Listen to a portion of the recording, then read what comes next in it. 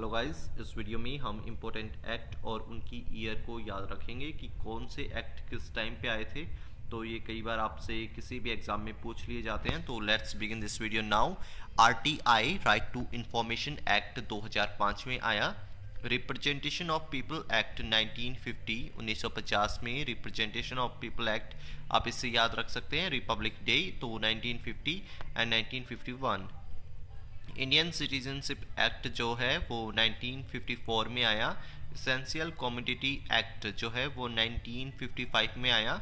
तो इसे याद रखिए, इंडियन सिटीजनशिप एक्ट फर्स्ट पहले आया 1954 में, और एसेंशियल कमोडिटी एक्ट 1955 में आया। जो कंपटीशन कमीशन ऑफ इंडिया है उसका जो एक्ट है वो 2002 में आया, और जो एनडीपीएस एक्ट है वो नारकोटिक ड्रग के लिए होता है, वो 1985 में आया। वाइल्ड लाइफ प्रोटेक्शन एक्ट 1972 में आया।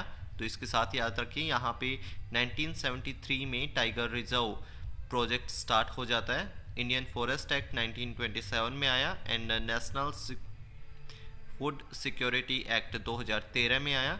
जो आप याद रख सकते हैं, 13 is the unlucky number, and अगर फूड की सिक्योरिटी नहीं हुआ तो that is very harmful for our society.